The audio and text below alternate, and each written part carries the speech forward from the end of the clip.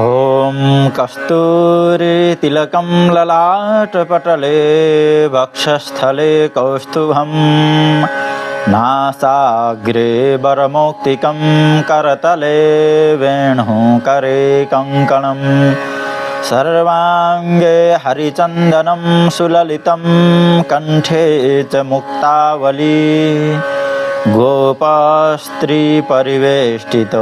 विजयते गोपालचूडामणिः नारायणं नमस्कृत्य नरं चैव नरोत्तमं देवीं सरस्वतीं व्यासं ततो जयमुदीरयेत्। ॐ नमो भगवते वासुदेवाय। अथ चतुर्थोऽध्यायः। अथ पौषशुक्लैकादशी कथा। युधिष्ठिरोवाच कथिता वै त्वया कृष्ण सफलैकादशी शुभा कथयस्व प्रसादेन शुक्ला पौषस्य या भवेत्। किं नाम को विधिस्तस्याः को देवः तत्र पूज्यते कस्मै तुष्टो ऋषिकेशस्त्वमेव पुरुषोत्तमः। श्रीकृष्णोवाच शृणुराजन् प्रवक्ष्यामि शुक्ला पौषस्य या भवेत् तस्या विधिं महाराज लोकानां च हिताय वै। पूर्वेण विधिना राजन् कर्तव्यैषा प्रयत्नतः पुत्रदेजितनाम्ना सहस्रपापहरा परा। नारायणोऽधिदेवोऽस्यः कामतः सिद्धिदायकः नातः परतरा काचित् त्रैलोक्ये सचराचरे। विद्यावन्तं यशस्वन्तं करोति तं नरं हरिः यः करोति पुत्रदाया व्रतं कल्याणकारकं। शृणुराजन् प्रवक्ष्यामि कथां पापहरां परां। पुरी भद्रावती नाम्ने राजा तत्र सुकेतुमान् तस्य राज्ञोऽथ राज्ञी च शैव्या नाम्नेति विश्रुता। पुत्रहीनेन राज्ञा च कालो नीतो मनोरथैः नैवात्मजं नृपो लेभे वंशकर्तारमेव च। तेनैव राज्ञा धर्मेण चिन्तितो बहुकालतः किं करोमि को गच्छामि सुतप्राप्तिः कथं भवेत्। न राष्ट्रे न पुरे सौख्यं लेभे राजा सुकेतुमान् शैव्यया कान्तया सार्धं प्रत्यहं दुःखितो भवत्। अपुत्रसहितं नास्ति इह लोके परत्र च। ताबुभौ दम्पती नित्यं चिन्ताशोकपरायणौ पितरस्तु जलं दत्तं कवोष्णमुपभुञ्जते। राज्ञः पश्चान्न पश्यामो यस्मान् सन्तर्पयिष्यति कः करिष्यति श्राद्धादीन् पितृकार्यान् तदा तु नः। इत्येवं संस्मरन्तस्य पितरो दुःखितो भवन् तेषां तद्दुःखमूलं च ज्ञात्वा राजाप्यतप्यत। न बान्धवा न मित्राण्य चैव सुहृदस्तथा रोचन्ते तस्य भूपस्य न गजाश्च पदातयः। नैराश्यं भूपतेस्तस्य मनस्यैव मजायत। नरस्य पुत्रहीनस्य नास्ति वै जन्मनः फलम्। अपुत्रस्य गिरं शून्यं हृदयं दुःखितं सदा। पितृदेवमनुष्याणां नानृणत्वं श्रुतं विना तस्मात् सर्वप्रयत्नेन सूत्रमुत्पादयेत् नरः। यः लोके यशस्तेषां परलोके शुभागतिः। येषां त्रिपुणकर्तॄणां पुण्यं जन्मशतोद्भवम् आयुरारोग्यसम्पच्च तेषां गेहे प्रवर्तते। पुत्रपौत्राश्च लोकाश्च भवेयुः पुण्यकर्मणां पुण्यं विना न च प्राप्तिर्विष्णुभक्तिं विना तथा। पुत्राणां सम्पदो वापि विद्याश्चेति मे मतिः। एवं विचिन्त्यमानोऽसौ राजा सर्वं न लब्धवान्। प्रत्युषे चिन्तयद् राजा निशीते चिन्तयत् तथा। ततश्चात्मविनाशं वै विचार्याथ सुकेतुमान्। आत्मघाते दुर्गतिं च चिन्तयित्वा तदा नृपः दृष्टात्मदेहं प्रक्षिणमपुत्रत्वं तथैव च। पुनर्विचर्यात्मबुद्ध्या ह्यात्मनो हितकारणम्।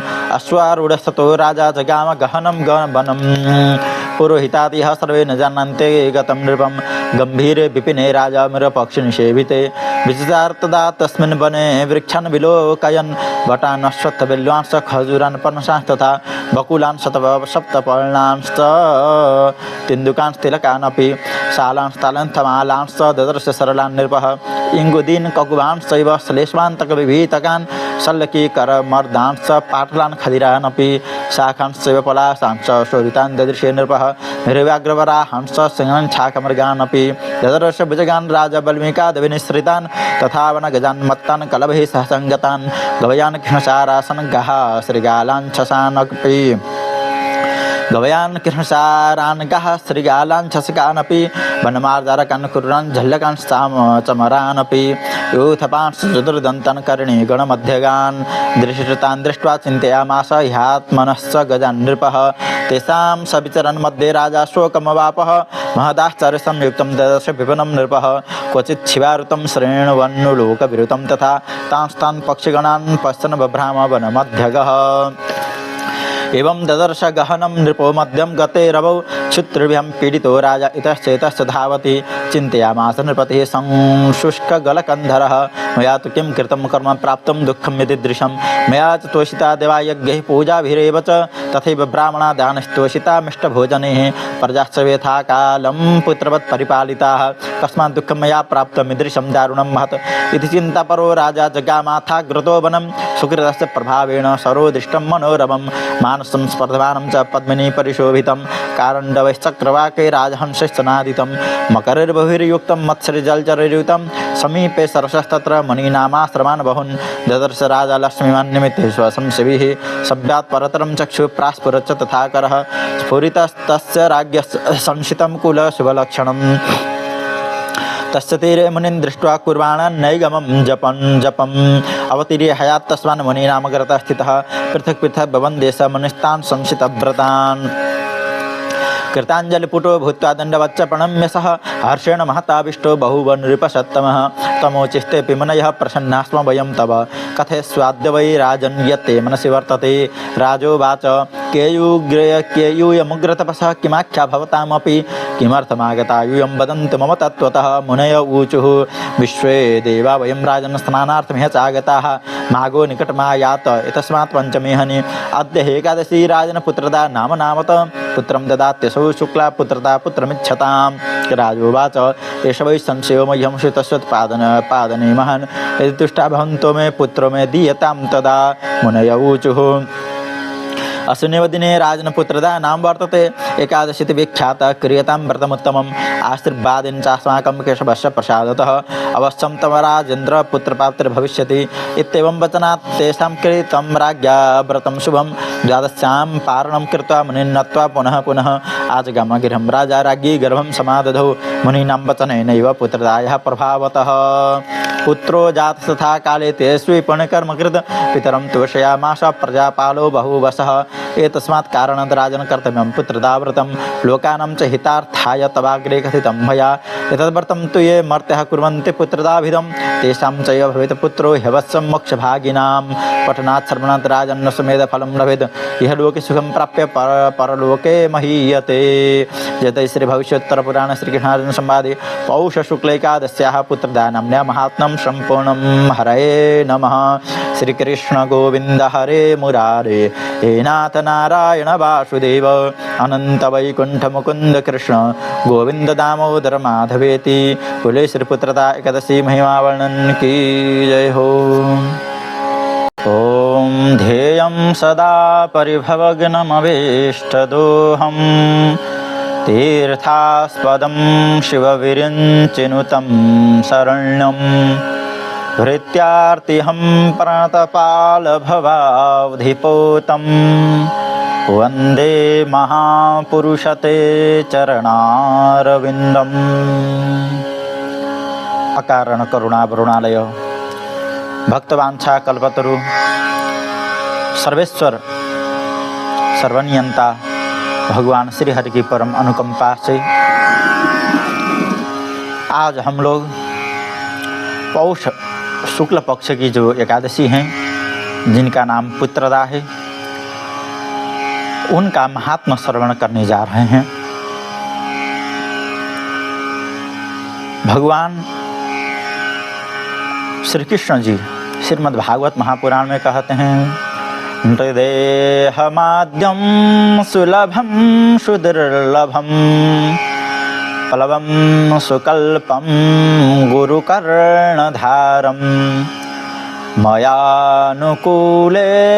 नभस्वतेरितं पुमान् भवाब्धिं न तरेत् स आत्मः।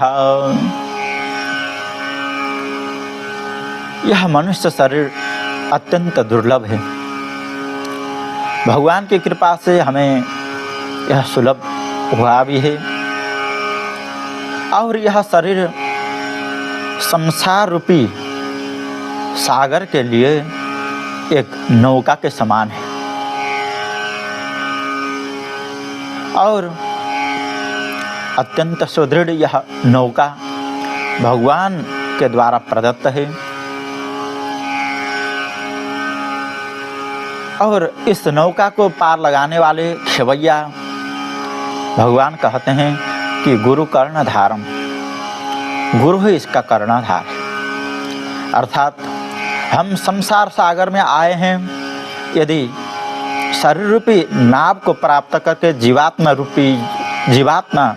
जो बैठा हुआ है शरीर में, यह यदि शरीर रूपी नौका में बैठा है लेकिन उसका गुरु नहीं है, गुरु नहीं बनाया है, तो वह भवसागर से पार नहीं हो सकता है। गुरु कर्णधार, गुरु कौन है? तो कहते हैं वैसे तो गुरु मुख्य रूप से 3 माने गए हैं। सर्वप्रथम गुरु माता हैं, फिर पिता, फिर आचार्य। माता हमें ज्ञान देती हैं सभी चीज़ का, और पिता भी हमें पालन पोषण से लेकर ज्ञान भी प्रदान करते हैं, और आचार्य जो है शिक्षा देते हैं और ज्ञान भी देते हैं। इस प्रकार यहाँ गुरु किसको लेना चाहिए? जो अध्यात्म में निपुण हो, भले वह माता हो, पिता हैं, अथवा अन्य कोई भी व्यक्ति हो जो अध्यात्म को जानता हो, भगवान की भक्ति और आत्मज्ञान में जो निपुण है वही गुरु हैं। गु शब्दस्त्वन्धकारस्यात् ऋ शब्दस्तन्निवर्तकः अंधकार निरोधित्वात् गुरु इत्यभिधीयते। गुरु शब्द का अर्थ है जो अंधकार से प्रकाश की ओर ले जाए, वही गुरु है।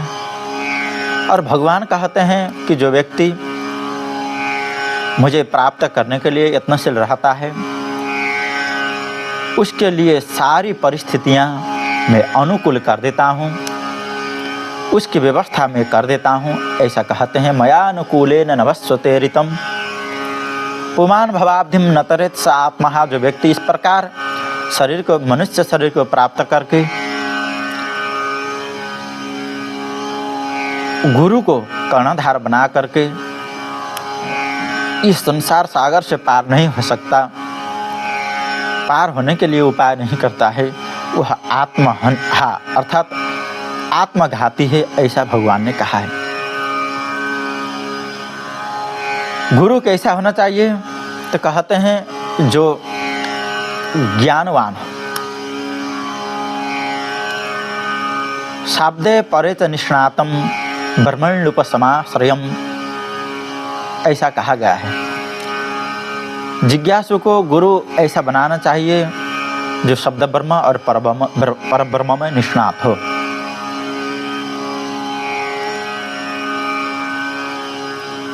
गुरु का आश्रय लें जो शब्द ब्रह्म और परब्रह्म में निष्णात हो, अर्थात शब्द ब्रह्म कहते हैं शास्त्रों को, वेद को, और परम ब्रह्म कहते हैं परमात्मा को, जो जीवात्मा के आत्मस्वरूप है। अब हम चर्चा करते हैं शब्द ब्रह्म और परब्रह्म क्या है। द्वे ब्रह्मणि वेदितव्ये शब्द ब्रह्म परम चयत शब्द ब्रह्मणि निष्णातः परम ब्रह्माधिगच्छति। हमें 2 चीज को जानना चाहिए, शब्द ब्रह्म और परब्रह्म। जो व्यक्ति शब्द ब्रह्म में निष्णात रहता है वह परब्रह्म को भी प्राप्त कर लेता है। तो कहते हैं शब्द ब्रह्म और परब्रह्म में अंतर क्या है, शब्द ब्रह्म क्या है और परब्रह्म क्या है। जो वेद हैं, जो महर्षियों द्वारा प्रणीत हैं, जिसमें आत्मस्वरूप का ज्ञान है, जड़ और चेतन और उनके जो स्वामी हैं परमात्मा, इन तीनों का जो ज्ञान है, जिससे ज्ञान होता है वह शास्त्र है। प्रकृति जड़ है, जीवात्मा और परमात्मा चेतन है। जीवात्मा और प्रकृति के जो नियंत्रक हैं वह परमेश्वर है। जीवात्मा भी चेतन है, परमात्मा भी चेतन है, लेकिन जीवात्मा प्रकृति के वश में है, परमात्मा प्रकृति के स्वामी हैं, प्रकृति परमात्मा के अधीन है। इसलिए इस तत्व को जानने के लिए जो बताए आत्मा वस्तु को, जिसको हम जन्म से पहले जानते नहीं थे, जैसे यह शरीर है, हमारा जन्म हुआ उससे पहले यह शरीर नहीं था और हमारी मृत्यु के बाद भी नहीं रहेगा, यह बीच में दिख रहा है। जैसे हम सोते हैं, सोने से पहले भी स्वप्न नहीं है, स्वप्न जागने के बाद भी स्वप्न नहीं है, बीच में हम स्वप्न देखते हैं, 5 मिनट का, 10 मिनट का हो, आधा घंटे का हो, स्वप्न स्वप्न ही होता है। उसी प्रकार यह शरीर भी, हमारा जो शरीर है यह स्वप्न के समान है। स्वप्न के समान है तो यह मिथ्या भी नहीं है, यह भगवान की माया से सृजित है। यह सारी सृष्टि भगवान की माया ही रचती है, चलाती है और भगवान अंत में यह सारी सृष्टि माया भगवान में ही लीन हो जाती है। तो हम कौन हैं? इसमें विषय यह है कि स्वयं को कैसे जाने।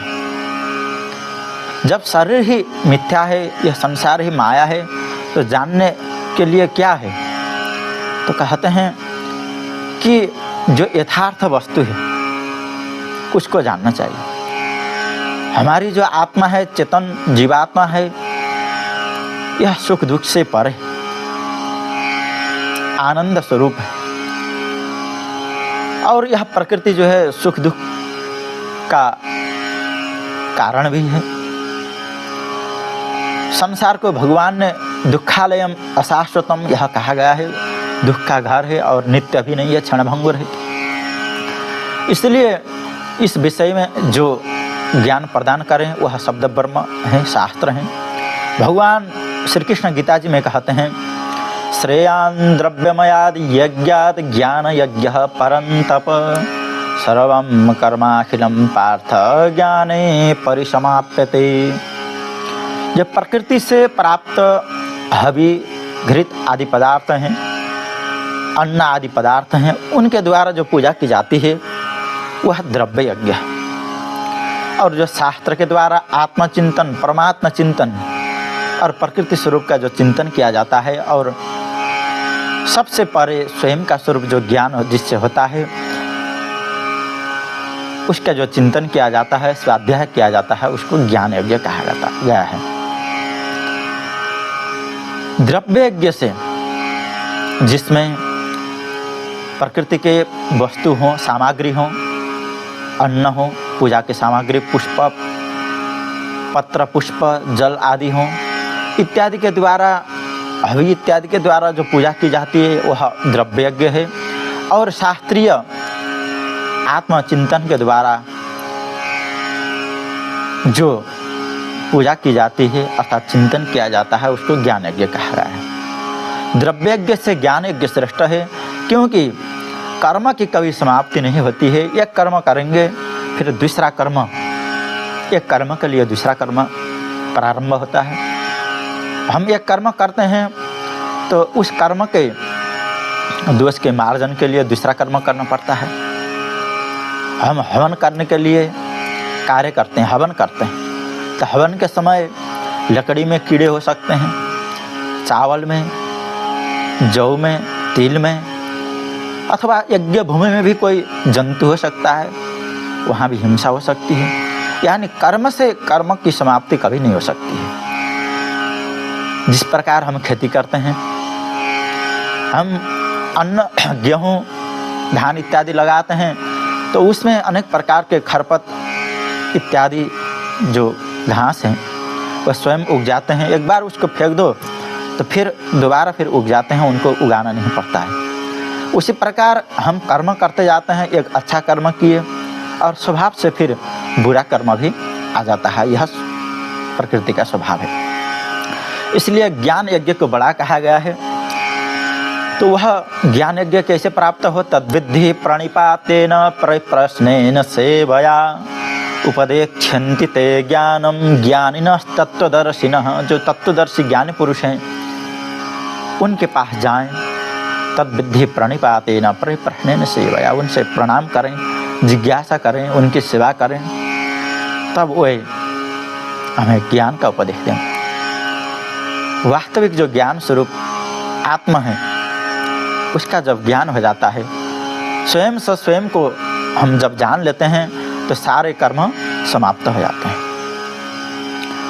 भगवान कहते हैं आगे, अपि चेदसि पापेभ्यः सर्वेभ्यः पापकृत्तमः सर्वं ज्ञानप्लवेनैव वृजिनं सन्तरिष्यसि। हे अर्जुन, यदि कोई भी व्यक्ति पापी से भी पापी क्यों न हो, यदि उसको यदि ज्ञान मिल जाए तो वह सारे पापों से मुक्त हो जाता है।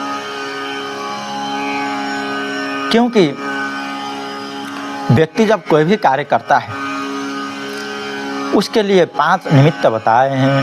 अधिष्ठानम तथा कर्ता करणम च पृथक विधम विविधाश्च पृथक चेष्टा दैवम चैवात्र पंचमम। अधिष्ठान, कर्ता, दैव, विविध चेष्टा, इस प्रकार कारण उसके साधन। अधिष्ठानम तथा कर्ता करणम च पृथक विधम विविधाश्च पृथक चेष्टा दैवम चैवात्र पंचमम।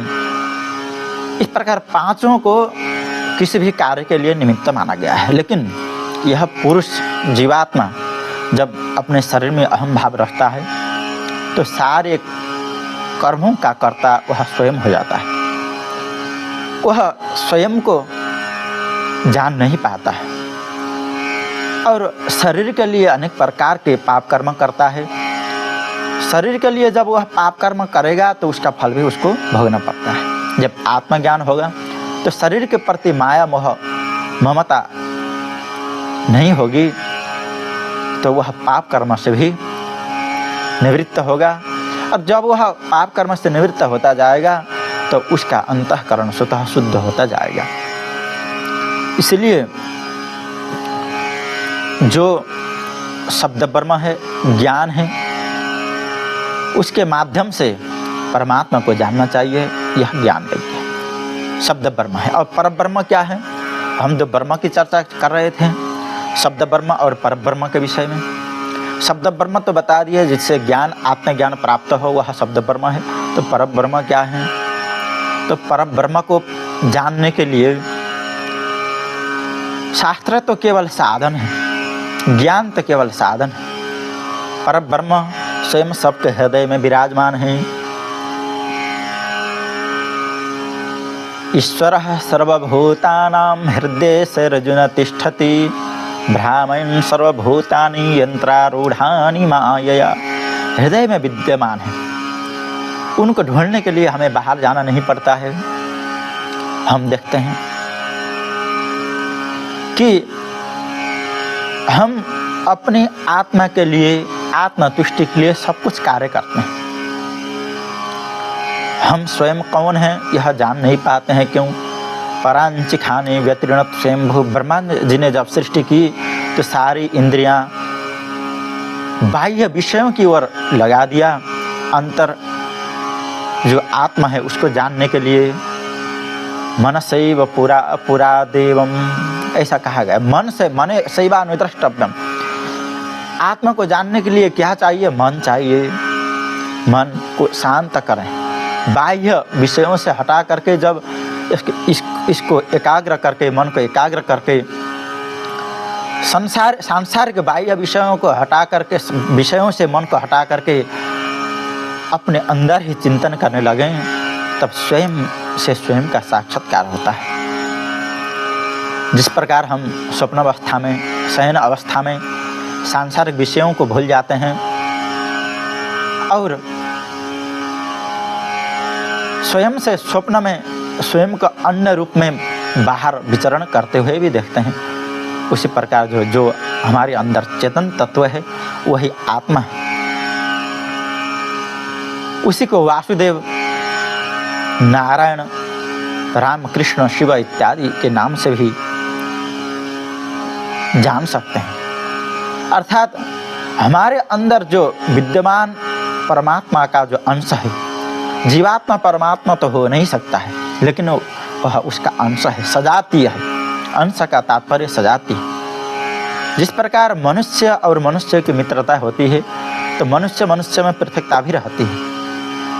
मनुष्य और पशुओं में मित्रता कम रहता है। तो परमात्मा हमारे शरीर के समान नहीं है, हमारी आत्मा के समान है। जिस प्रकार राजा और प्रजा में भेद रहता है, राजा स्वामी रहता है, प्रजा उसका अनुगामी रहता है, उसी प्रकार परमात्मा सबके मालिक है। वह स्वतंत्र है, लेकिन जीवात्मा परतंत्र है, पराधीन है। अंतर इतना ही है। लेकिन यह जीवात्मा शरीर के अंदर बैठा हुआ है, उसके प्रेरक भगवान कौन है? वासुदेव। वासुदेव कहते हैं जो सत्वम विशुद्धम वसुदेव शब्दितम, ऐसा कहा गया है। जो शुद्ध विशुद्ध अंतःकरण है उसको वसुदेव कहते हैं। उसमें जो विद्यमान अंतःकरण में विद्यमान जो परमात्मा है उनको वासुदेव कहते हैं। अर्थात हमारे साथ में, जीवात्मा के साथ में परमात्मा भी विद्यमान रहते हैं हृदय में। तो नारायण का अर्थ क्या है? नारम नरस्य इदम नारम हृदयम, हृदय को नार कहते हैं। जो हृदय है, नार यानी हृदय है, जिसका आश्रय है, उसको कहते हैं नारायण। यानी भगवान नारायण रूप से, वासुदेव रूप से, अथवा राम रूप से हो अथवा कृष्ण रूप से। राम का अर्थ होता है जिसमें योगी जन रमते हैं। कृष्ण कहते हैं जो सबको अपनी ओर खींचते हैं, और शिव कहते हैं जो सबका कल्याण करते हैं। यानी भगवान हमारे हृदय में रह करके सबके कल्याण के रूप से सबका कल्याण करने के लिए अनेक रूप से रहते हैं, और बाहर भी समष्टि रूप से समस्त प्राणियों के उद्धार के लिए अनेक रूप धारण करते हैं। अर्थात परमात्मा हमारे हृदय में ही विद्यमान है। जब तक हमें संसार का ज्ञान है, संसार प्रति माया मोह है, तब तक हमें सांसारिक रूप से पूजन करना चाहिए, ध्यान करना चाहिए। लेकिन जब हम अंतरात्मा में अंतर्मुखी होकर के ध्यान करते हैं तो परमात्मा हमारे अंदर ही आ जाते हैं। जब ब्रह्मा जी ने भगवान नारायण को जानने के लिए इधर उधर देखा, भगवान नारायण के नाभि से ब्रह्मा जी उत्पन्न हुए हैं, उन्होंने देखा कि मैं कहाँ से उत्पन्न हुआ हूँ, मेरे कारण कौन है। तो अपने शरीर से बाह्य रूप से जब वो कमल नाल से अंदर चले गए तो हजारों साल तक भी उनको प्राप्त नहीं हुए भगवान। फिर बाद में उन्होंने जब तपस्या करना प्रारंभ किया, जल से प्रेरणा लेकर के तप इस आवाज के कारण तपस्या किए, तो उन्होंने अपने हृदय में ही भगवान को प्राप्त कर लिया। तो कहते हैं कि जिस प्रकार एक बीज वृक्ष के रूप में जब निकलता है, उसके फल होते हैं, तो फिर वह बीज नहीं रहता है, वह बीज वृक्ष के रूप में होकर के फिर फल के रूप में फिर प्रकट होता है, दिखता है वही बीज। उसी प्रकार यह शरीर जब तक है तब तक परमात्मा हमें बाहर ढूंढने से नहीं मिलेंगे। शरीर के अंदर ही चेतन रूप से जो विद्यमान है वही परमात्मा।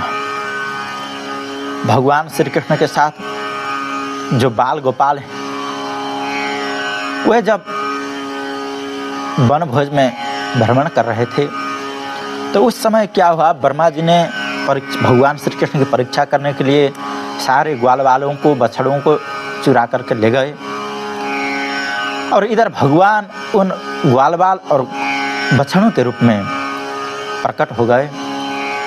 उनको देख करके ग्वाल के जो गोप हैं, ग्वाल हैं, गोप हैं, और जो गाय हैं, बड़ी गाय हैं, वे अपने बछड़ों को पहले जितना प्रेम करती थी उससे ज़्यादा प्रेम करने लग गई।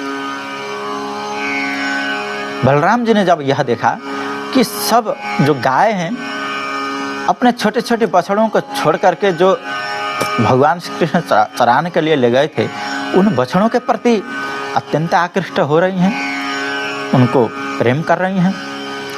और गोपिनी भी अपने घर से भगवान श्री कृष्ण को दर्शन करने के लिए इष्टाज के घर में जाती थी, लेकिन अब जाना छोड़ दिया उन्होंने। अपने घर में ही अपने बालकों के प्रति उनका स्नेह बढ़ रहा है। तो जब उन्होंने देखा कि सब ये ग्वाल बाल और जो बछड़े हैं भगवान श्री कृष्ण ही बने हैं, तो बलराम जी को ज्ञान हुआ। तो यही प्रश्न परीक्षित जी ने जब पूछा तो भगवान श्री सुखदेव जी ने कहा था कि हे राजन, जिस प्रकार जब हम घर में रहते हैं तो सारा घर हमारे लिए प्रिय रहता है, घर के बाहर के वस्तु भी प्रिय रहते हैं। जब संकट की अवस्था आती है तो हम सब को छोड़ करके अपने घर को बचाने लगते हैं। बाहरी चीज़ चले जाए लेकिन घर बना रहे। जब घर में भी संकट आता है तो घर के परिवार को बचा लें, घर भले चला जाए, ऐसी स्थिति आती। जब सबके ऊपर संकट आता है तो हम किसी को नहीं देखते हैं कि हमारा बेटा है, बेटी है, पति है, पत्नी है, सबको छोड़ करके अकेले भागने के लिए तत्पर होते हैं। जब भूकंप आता है देखते हैं इत्यादि स्थान में, तो लोग भागने लग जाते हैं, तो सबको भूल जाते हैं, स्वयं को बचाने के लिए लगे रहते हैं। तो इस प्रकार सबसे प्रिय क्या है? अपना शरीर है। तो शरीर से भी प्रिय क्या है? आत्मा है। जब यह शरीर जीर्ण हो जाता है, रोग से ग्रस्त हो जाता है, कुछ नहीं कर पाता है, तो भी यह जीवात्मा इस शरीर को छोड़ करके जाना नहीं चाहता है। यानी शरीर जीर्ण है लेकिन उसके अंदर जो आत्मा है वही सबसे प्रिय है। शरीर तो अपने आप छूट जाएगा, यह प्रकृति का नियम, लेकिन जो आत्मा है उसको यदि हम जानें, प्राप्त करें, तो शरीर छूट जाए लेकिन आत्मा के प्रति जो रमण करने वाले प्राप्त किए हुए व्यक्ति हैं वे सदा आनंद से मग्न रहते हैं। उनके शरीर के प्रति कोई मोह नहीं रहता है। समाधि में शरीर का कोई भान नहीं रहता है, आत्मा से साक्षात्कार हो जाता है। यानी शरीर से भी प्रिय क्या है? आत्मा है। तो आत्मा के भी जो प्रिय हैं कौन है? तो कहते हैं परमात्मा है।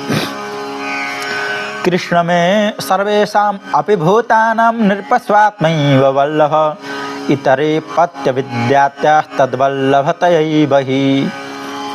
भगवान श्री सुखदेव जी कहते हैं कि आत्मा ही सबका प्रिय है, और आत्मा के भी जो आत्मा है वह कहें कृष्ण एवं एनम अवेहित्वाम। भगवान श्री कृष्ण को सबके आत्मा की भी आत्मा समझो। यानी भगवान श्री कृष्ण आत्मा के भी आत्मा है, अर्थात शरीर के जो प्रिय आत्मा है, आत्मा से भी प्रिय परमात्मा है।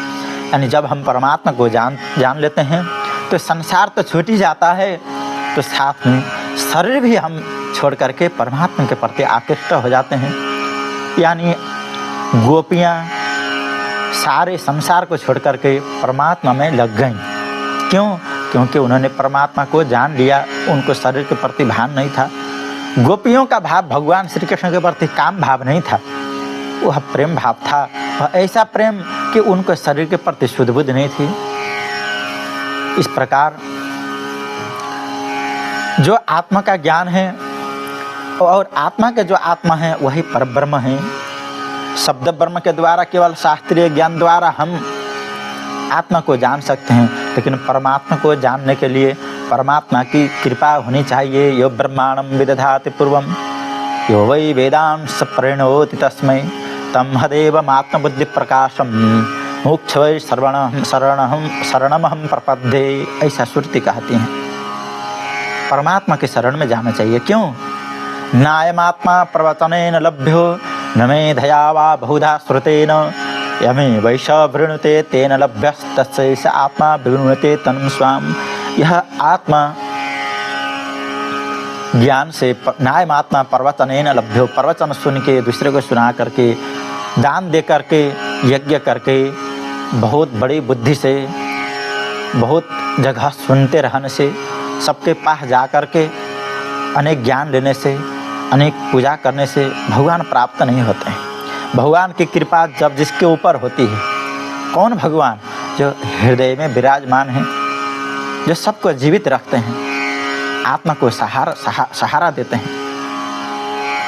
आत्मा के भी जो आत्मा है, परमात्मा है, उनकी जब कृपा होती है तब यह जीवात्मा परमात्मा को जानने के लिए तत्पर रहता है, उनकी ओर जाता है।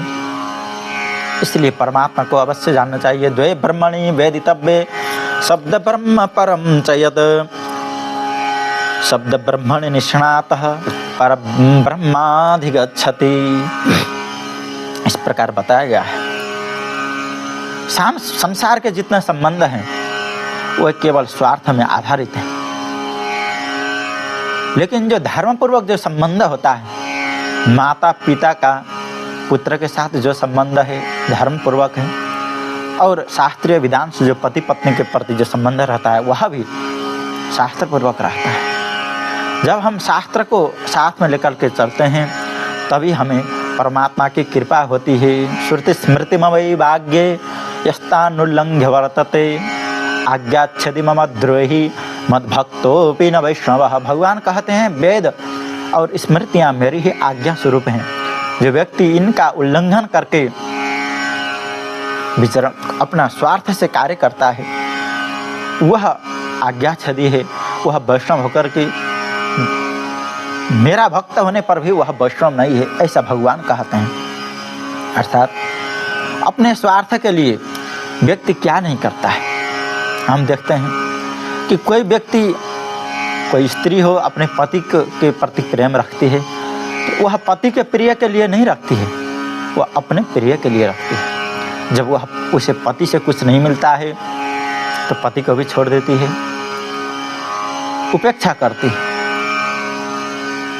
इस प्रकार अन्य जितने भी संबंध हैं वह ऐसे ही हैं, लेकिन जो धार्मिक व्यक्ति होगा, जो संसार से स्वार्थ नहीं रखता होगा, वह व्यक्ति भगवान के द्वारा प्रदत्त संबंधों का निर्वहन करते हुए परमात्मा का भी भजन करेगा। कुपुत्रो जायेत क्वचिदपि कुमाता न भवति। पुत्र जैसा भी कुपुत्र हो जाए लेकिन माता पिता उसका ख्याल रखते हैं। उसी प्रकार संबंध में भी ऐसा होना चाहिए, स्वार्थ नहीं होना चाहिए, भगवान के द्वारा प्रदत्त समझना चाहिए और उसका निर्वहन करना चाहिए। जो अपना कर्तव्य है उसका निर्वहन करना चाहिए, उसका निर्वहन करते हुए भगवान की भक्ति करनी चाहिए। तो इस प्रकार संसार में रह करके हमें सांसारिक कर्तव्यों का निर्वहन भी करना है, भगवान की भक्ति भी करनी है। तो पति पत्नी में भले स्वार्थ का संबंध सबके साथ रहता हो, लेकिन सब लोग ऐसे भी नहीं होते हैं कि केवल स्वार्थ के लिए ये सब कार्य करते हों। स्त्री का धर्म है कि अपने पति की सेवा करें, और पति का भी धर्म है कि जो अनन्य स्त्री है, पतिव्रता स्त्री है, उसका पालन पोषण करें, उसके सारे आवश्यक जो चीज़ हैं उसकी पूर्ति करें, माता पिता की सेवा करें, असमर्थ अपने बालकों की सेवा को समर्थ बनाएं। यह कर्तव्य रहता है। यह कर्तव्य करते हुए हमें पद्मपत्र पलासा, पद्मपत्र यानी जिस प्रकार जल में कीचड़ में कमल का पत्ता निर्लेप रह करके वहाँ रहता है, उसी प्रकार हमें भी संसार में कमल के पत्र के समान रहना चाहिए। तो यह सब करते हुए जब हम भगवान की भक्ति करते हैं तो संसारिक जितना भी बंधन है वह सब छूट जाते हैं। भगवान कहते हैं कि शास्त्र में बताया गया है, ऋणस्त्रिभिर्द्विजो जातो देवानां पितॄणां प्रभो यज्ञाध्ययन पुत्र स्थान अनिस्त्रीयते जन्मपतेत। व्यक्ति जब जन्म लेता है देव ऋण, ऋषि ऋण और पितृ ऋण तीन से युक्त होता है। देव ऋण क्या है कि हम जो भी खाते हैं, श्वास लेते हैं, चलते हैं, सब यह क्या है, देवताओं की कृपा से प्राप्त है। यानी वरुण देव हमें जल दे रहे हैं, वायुदेव हमें वायु दे रहे हैं, प्रजापति अन्न प्रदान कर रहे हैं, अन्न के भी देवता हैं। यानी हम कोई भी कार्य करते हैं, श्वास लेते हैं, चलते हैं, खाते हैं, पीते हैं, सोते हैं, देखते हैं, सब यह सब सारी प्रकृति के देवता हैं। इनके प्रति हम इनका उपकार न मान करके हम इनकी पूजा न करके स्वार्थी रहें, यज्ञ आदि कर्म न करें तो हमें दोष का भागी होना पड़ता है। इसलिए हमें जो प्राप्त धन है, संपत्ति है, उनसे यज्ञ करें, देवताओं की पूजा करें, इससे हमें देव ऋण से मुक्ति मिलती है। हम देखते हैं सूर्य भगवान की कृपा से बिना प्रकाश के हम देख नहीं सकते। हम बल्ब जलाते हैं तो 2-4 बल्ब जलाते हैं तो हमें कितना पैसा देना पड़ता है, लेकिन सारे संसार को देखने वाला जो सूर्य रूपी प्रकाश है, इसके लिए हम क्या देते हैं? ऑक्सीजन के लिए हमें कितना पैसा चुकाना पड़ता है, लेकिन हमें श्वास ऐसा ही मिल रहा है। 1 लीटर पानी खरीदने के लिए 20 रुपया देना पड़ता है, लेकिन हमें नहाने के लिए, पीने के लिए जल भगवान ने दिया है। पृथ्वी ने हमें चलने के लिए स्थान दिया है। हम किसी होटल में एक दिन रुकते हैं तो हज़ारों रुपया देना पड़ता है, लेकिन पृथ्वी ने हमें अपने गोद में बैठा रखा है, अपने आंचल में रखा है। इसलिए हमें इन सारे के प्रति कृतज्ञ होकर के, देवताओं के प्रति कृतज्ञ होकर के यज्ञ करना चाहिए। यथाशक्ति अपने सामग्री से पूजन करनी चाहिए। इसी को कहते हैं देव यज्ञ। और ऋषियों ने हमें ज्ञान दिया, पढ़ना सिखाया, व्यवहार करना सिखाया, संबंधों का बोध कराया, वेद, उपनिषद, पुराण इत्यादि ज्ञान दिए। इसलिए हमें ऋषियों के प्रति कृतज्ञ होना चाहिए और वेद का अध्ययन करना चाहिए, स्वयं पढ़ना चाहिए, दूसरे को भी पढ़ाना चाहिए। इसी को कहते हैं ऋषि यज्ञ। और पितरों ने हमें जन्म दिया, हमारे माता पिताओं ने। अब माता पिता के भी माता पिता ने जो कारण बने, निमित्त बने, सब ने हमारे लिए सब कुछ किया। इसलिए उनके प्रति तर्पण इत्यादि करके, श्राद्ध आदि कर्म करके उनका उद्धार करते हुए हमें पितरों के प्रति श्राद्ध आदि कर्म भी करना चाहिए, तर्पण आदि कर्म भी करना चाहिए। इसको कहते हैं पितृयज्ञ। साथ में आगे कहते हैं यज्ञाध्ययन पुत्रस्तान, यानी पितरों के उद्धार के लिए कहते हैं कि हम श्राद्ध आदि कर्म तो करना चाहिए, साथ में आगे उस परंपरा का निर्वहन करें। इसके लिए पुत्र भी होना चाहिए, पुत्र भी जन्म देना चाहिए, यानी संतान की भी सृष्टि करनी चाहिए, उत्पत्ति करनी चाहिए, यह बताया गया है। इस प्रकार यह करने से हम इन ऋण से मुक्त हो जाते हैं। लेकिन जो व्यक्ति भगवान के शरण में है, जो ज्ञान युक्त है, उसके लिए यह बंधन कारक नहीं होते हैं। भगवान कहते हैं देवर्षि भूताप्त नृणाम पितॄणाम न किंकरो नायम ऋणीचराजम सर्वात्मना यः शरणं शरण्यं गतो मुकुंदम परिहृत्य कर्तम। जब भगवान की शरण में जाता है, आत्मज्ञान प्राप्त कर लेता है, उसके लिए ये तीनों ऋण भी कुछ नहीं कर पाते हैं, क्योंकि वह स्वयं का उद्धार तो करता ही है, साथ ही अपने पूर्वजों का भी उद्धार कर लेता है, अपने संबंधियों का भी उद्धार कर लेता है। प्रहलाद जी ने भगवान नरसिम्हा भगवान से कहा कि प्रभु, मेरे पिताजी आपकी निंदा किए, आपका अपराध किया है, इसलिए उनका उद्धार कीजिए। भगवान ने कहा कि हे प्रहलाद, आप जैसे भक्त जिस कुल में जन्म लिए हों, उस कुल के 21 पीढ़ी तक सबका उद्धार हो जाता है। त्रिसप्तभिः पिता पूत पितृभिः सह तेन घ यत् साधुस्य गृहे जातः भवान् वै कुल पावनः, ऐसा कहा है। इसलिए भगवान की भक्ति सर्वोपरि है।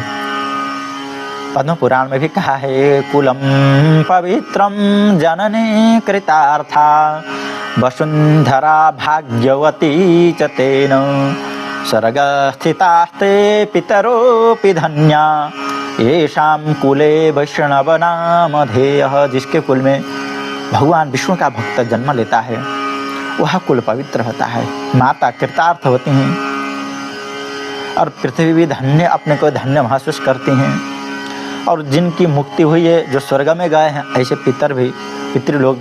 पितृगण भी प्रसन्न होते हैं, ऐसा कहा गया है।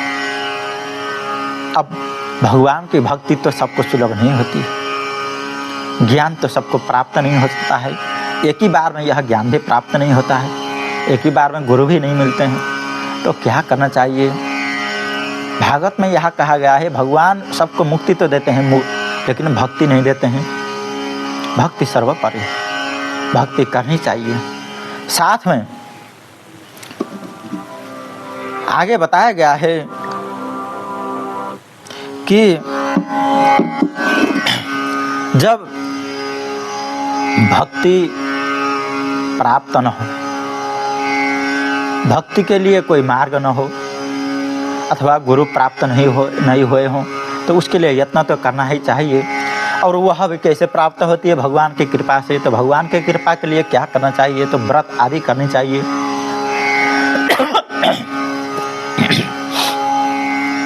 तो इस प्रकार जो व्यक्ति भगवान की भक्ति नहीं कर सकता है, उसके लिए तो उसके जो ऋण है, तिर ऋण, देव ऋण, ऋषि ऋण, पितर ऋण, वो तो बने रहेंगे।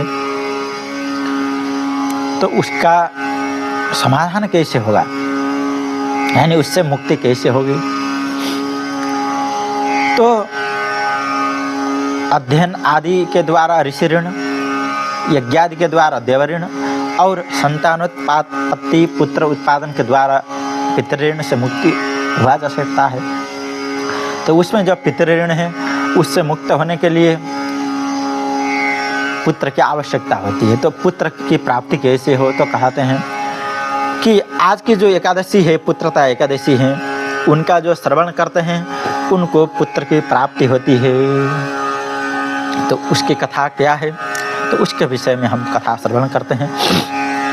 यह कथा भविष्योत्तर पुराण में वर्णन किया गया है। युधिष्ठिर श्री कृष्ण भगवान के संवाद के रूप में है। युधिष्ठिर जी ने भगवान श्री कृष्ण से पूछा, हे प्रभु, आपने पौष कृष्ण पक्ष की जो सफला एकादशी है उनकी महिमा वर्णन की। अब पौष शुक्ल पक्ष की जो एकादशी है उनका वर्णन कीजिए। उनका नाम क्या है, उनके अधिदेव कौन है, और एकादशी की विधि क्या है, यह सब बताइए। इस प्रकार कहने पर भगवान श्री कृष्ण कहते हैं, हे राजन, आपने जो प्रश्न किया है यह लोक के हित के लिए है। इससे सारे लोगों का हित होगा। अब मैं बताता हूँ। पूर्वेण विधिना राजन कर्तव्यैषा प्रयत्नतः पुत्र देजित नाम नासौ सर्व पाप हरा परा। एकादशी की जो विधि है वह सब समान ही रहती है। क्या करना चाहिए? इसको एक एकादशी में जानने के बाद सब में उसी प्रकार करना चाहिए। जो पौष शुक्ल पक्ष की एकादशी है, शुक्ल पक्ष, उनका नाम है पुत्रदा। यह पुत्रदा एकादशी सभी पापों को हरने वाली है। और नारायणोऽधिदेवस्य कामदः सिद्धिदायकः नातः परतरा काचित् त्रैलोक्ये सचराचरे। तीनों लोक में सिद्धि प्रदान करने वाली इन एकादशी से बड़ा व्रत कोई भी नहीं है। और इसके जो अधिदेव हैं भगवान नारायण हैं, वह सबको सिद्धि प्रदान करते हैं। और भगवान श्री हरि कृपा करके सबको विद्यावंतम यशस्वंतम करोति तम नरम हरि यह करोति पुत्रदाय व्रतम कल्याणकारकम। पुत्रदा एकादशी पुत्र तो प्रदान करते ही हैं, साथ ही विद्यावंतम विद्या प्रदान करती हैं, यशस्वंतम कीर्ति प्रदान करती हैं। इस प्रकार भगवान प्रसन्न होकर के मनुष्य को पुत्रदा व्रत करने से सारी कामनाएं पूर्ण करते हैं। भगवान श्री कृष्ण कहते हैं, हे राजन, मैं एक कथा सुनाता हूँ, सुनो। भद्रावती नाम की एक नगरी है। उस समय एक सुकेतुमान नाम के राजा शासन करते थे और उनकी पत्नी का नाम है शैव्या। राजा धर्मपूर्वक शासन करते थे, लेकिन उनके घर में पुत्र नहीं था। वंश को आगे बढ़ाए ऐसा कोई भी पुत्र न होने से राजा दुखी हो गए। मनुस्मृति में कहा गया है कि एक पिता के यदि अनेक पुत्र हों, अनेक पुत्र में एक पुत्र भी पुत्रवान हो जाए तो एक उस पुत्र से सारे भाई पुत्रवान माने जाते हैं। जिस प्रकार एक राजा की हजारों रानी हो, उनमें एक रानी पुत्रवती हो जाए तो सारी रानियां पुत्रवती कहलाती हैं। उसी प्रकार अनेक भाइयों में एक भाई के पुत्र होने से सारे भाई भी क्या होते हैं, पुत्रवान माने जाते हैं, ऐसा कहा गया है। वही एक पुत्र भी सारे कुल का उद्धार कर लेता है। इसलिए भाई भाइयों में एकात्मता होना चाहिए, मिलकर रहना चाहिए। तो वह राजा अकेले थे, उनकी कोई संतान नहीं थी। वो चिंतित हो गए, मैं क्या करूं, कहाँ जाऊं। इधर उधर घूमते रहे, कहीं भी उनको कोई समाधान नहीं मिला। और पत्नी के साथ वह दुखी होते हुए चिंता शोक में व्याकुल हो गए। और पितृगण भी उनके प्रति इस विषय से चिंतित थे। पितृ लोग चिंतन कर रहे थे कि हमारे इस बेटे के बाद हमें जल तर्पण पितृ के निमित्त पिंडदान आदि कौन करेगा। इस प्रकार पितृ भी दुखित थे। इत्येवं संस्मरन्तस्य पितरो दुःखिनो भवन तेषां तद्दुःखमूलं च ज्ञात्वा राजा व्यतिप्यत। पितृगण दुखित हैं, यह जान करके राजा को भी चिंता हुई। उनको घर के प्रति, दरबार के प्रति माया मोह नहीं हुआ, चिंतित हो गए। अपनी संपत्ति, राज्य, परिवार, कोई भी उनको सुख नहीं दे पा रहे थे। अब क्या करूं, यह सोचने लगे। अपुत्रस्य गृहं शून्यं हृदयं दुःखितं सदा पितृदेव मनुष्याणं नानृणत्वं सुतं विना। पुत्र के बिना घर शून्य रहता है। देवगण पितृगण भी इसके घर में आके कोई नहीं है, यह सोच करके दुखी रहते हैं। यह सोच करके राजा अत्यंत पीड़ित हो गए। अब किसी कारण, किसी उपाय से संतान की उत्पत्ति करनी चाहिए, यह सोच करके राजा विचार करने लगे। बिना पुण्य कर्म के किसी को भी धन संपत्ति, पुत्र पौत्र इत्यादि प्राप्त नहीं होती है। इस जन्म का पुण्य नहीं, पूर्व जन्म का जो पुण्य होता है वही इस जन्म में कारण होता है। और पूर्व जन्म के पापों को समाप्त करने के लिए इस जन्म में पुण्य करना पड़ता है। अब क्या करूं। पुत्र पौत्राश्च लोकाश्च भवेयुः पुण्य कर्मणां पुण्यम बिना न च प्राप्ति विष्णु भक्तिम बिना तथा। या तो पुण्य हो या तो भगवान की कृपा हो। भगवान विष्णु की भक्ति हो तो भगवान कृपा करें तो कुछ भी दे सकते हैं। इस प्रकार चिंता करते हुए राजा जो है रात्रि के समय में घोड़े में चढ़ करके जंगल की ओर निकल पड़े अकेले। राजा कहाँ चले गए, पुरोहित को भी पता नहीं है, मंत्री को भी पता नहीं है, घर में परिवार को पता नहीं है। इस प्रकार घूमते अश्वारूढ़ होकर के वे राजा गहन वन में प्रवेश किए, जहाँ पर सिंह, मृग इत्यादि, वहाँ सियार इत्यादि वन्य जंतु थे। और जंगल में वट, अश्वत्थ, बिल्व, खजूर आदि वृक्ष थे। अनेक प्रकार के वृक्षों को देखते हुए मृग, शेर, सियार इत्यादि को देखते हुए राजा आगे बढ़े। और उस जंगल में अनेक प्रकार के अजगर, सांप, बिच्छू आदि भी दिख रहे थे। साथ में उस जंगल में हाथी के झुंड थे। अनेक प्रकार की आवाज करते हुए वन्य जंतु इधर उधर विचरण कर रहे थे। राजा को यह सब देखते हुए अपने दरबार की याद आई। राजा चिंता करने लगे, मैंने क्या कर्म किया था जिसके कारण आज इस गहन जंगल में भटक रहा हूँ, तो भी मुझे सुख नहीं मिल रहा है। यहाँ भी दुख प्राप्त हो रहा है। मुझे दरबार में तो सुख नहीं मिला, अब जंगल में भी सुख नहीं मिल रहा है। अब क्या करूं। इस प्रकार चिंता करते हुए आगे बढ़े। और पूर्व जन्म के पुण्य के प्रभाव से आगे एक निर्मल सरोवर दिखा, जो मान सरोवर के समान अत्यंत स्वच्छ था। कमल थे, खिले हुए थे, हंस विराजमान थे। इस प्रकार उस सरोवर के आसपास में, निकट में उन्होंने ऋषियों का आश्रम, मुनियों का आश्रम देखा।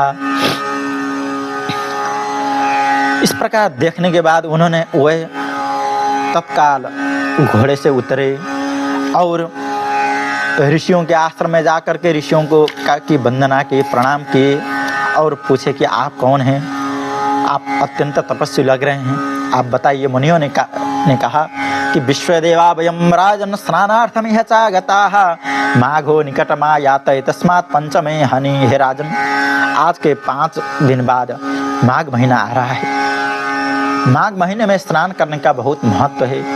गंगा जी में हो अथवा सरोवर में, तड़ाग में हो, कहीं भी स्नान करें उसका फल प्राप्त होता है। जो पवित्र महीने होते हैं, माघ, कार्तिक, वैशाख इत्यादि महीना होते हैं, उनमें अपने घर में स्नान नहीं करना चाहिए।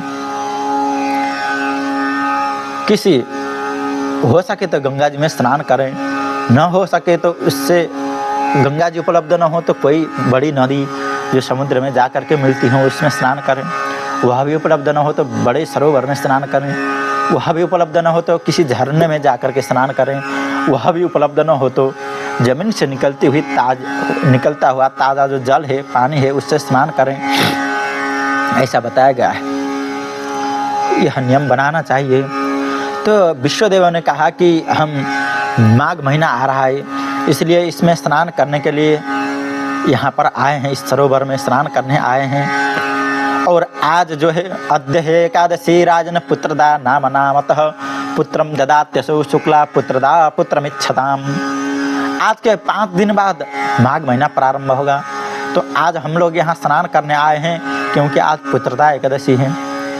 एकादशी के दिन भी हमें अपने पास में गंगा जी हों अथवा कोई नदी हो अथवा तालाब हो, वहाँ जाके स्नान करना चाहिए।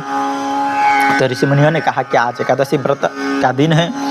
जो सबको, जिसके पास पुत्र नहीं है उनको पुत्र प्रदान करते हैं। तो इन्हीं का व्रत करने के लिए यहाँ आए हैं, स्नान करने के लिए आए हैं। यह कहने के बाद राजा ने कहा कि हे मुनियों, आप लोग कृपा करके यह पुत्रदा एकादशी कैसे पुत्र प्रदान करती हैं वह विधि बताइए और हमें भी पुत्र प्रदान कीजिए। तब मुनियों ने कहा कि आज के ही दिन पुत्रदा नाम की एकादशी है। आशीर्वादेन चास्माकं केशवस्य प्रसादतः अवश्यम तव राजेंद्र पुत्र प्राप्तिर्भविष्यति। आप आज की एकादशी का व्रत कीजिए विधान पूर्वक, हमारे आशीर्वाद से और भगवान की कृपा से आपको अवश्य ही पुत्र प्राप्त होगा। यह कहा करके ऋषियों ने उन राजा को व्रत करने के लिए लगाया। इस प्रकार राजा ने व्रत किया और द्वादशी के दिन पारण भी किए और ऋषियों को प्रणाम करके वहाँ से अपने दरबार में चले आए। और एकादशी के व्रत के प्रभाव से और ऋषियों के वचन से घर में आने के बाद वे दरबार में रहने लगे और उनकी पत्नी शैव्या भी गर्भवती हो गई।